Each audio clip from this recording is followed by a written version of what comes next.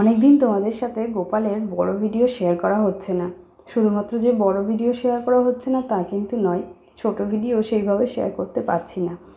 আসলে কি জানো তো, এখন আর ভিডিও সেইভাবে আপলোড করতে ইচ্ছেও করে না, ভিডিও করতেও ইচ্ছে করে না। জানি না কেন ভিডিও করার প্রতি বা আপলোড করার প্রতি আগ্রহটা কমে যাচ্ছে অনেকাংশে।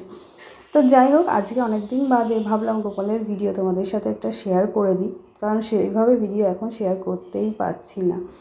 তো যাই হোক, আজকে আমি যেটা করলাম, গোপাল সোনাকে চন্দন পাউডার দিয়ে খুব ভালো করে মালিশ করে দিলাম। কারণ এখন যেহেতু খুব ভালো রকমের গরম পড়েছে, তো সেই জন্য কিন্তু এই গরমে গোপালকে চন্দন পাউডার বা চন্দন বাটা দিয়ে মালিশ করানো খুবই ভালো। এতে গোপালের শরীরটা ঠান্ডা থাকে, গোপালের আরাম লাগে। তো যাই হোক, দেখো স্নানটা করিয়ে দিলাম এবং রাধা মাধবকেও চন্দন পাউডার দিয়ে মালিশ করিয়ে স্নান করিয়ে দেখো শৃঙ্গার করিয়ে দিয়েছি। আর স্নান করানোর পর গোপালকে খুব ভালো করে মুছিয়ে দিলাম। মুছিয়ে দেওয়ার পর তারপরে শৃঙ্গারটা করাবো। যেহেতু এখন খুব গরম পড়েছে, সেই জন্য কিন্তু খুব বেশি সাজগোজ আমি গোপালকে করাই না, অল্প সাজগোজই করাই। তো দেখো, সুতির একটা পোশাক পরিয়ে দিলাম। এই পোশাকটা যেদিন বানিয়েছিলাম সেদিন তোমাদের সাথে শেয়ার করেছি, মানে গোপালকে পরানোর পর শেয়ার করেছি। তো যাই হোক, এখন দেখো আমি যেটা করছি, গোপালের কানের দুলটা অনেক দিন হয়ে গেল পরানো ছিল।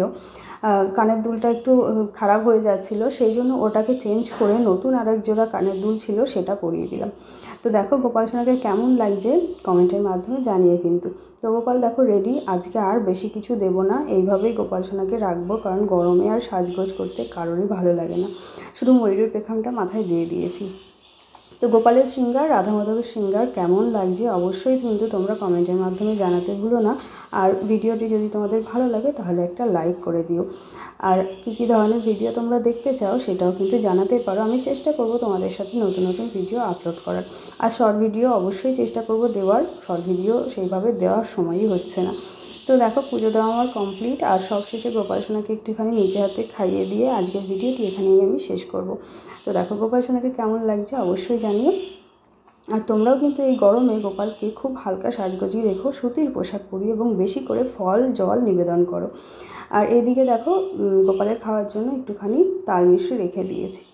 তো ভিডিওটি আমি এখানেই শেষ করলাম। ভালো থেকো সবাই, দেখা হবে নতুন আরও একটা ভিডিওতে। Tata, bye bye, Radhe Radhe.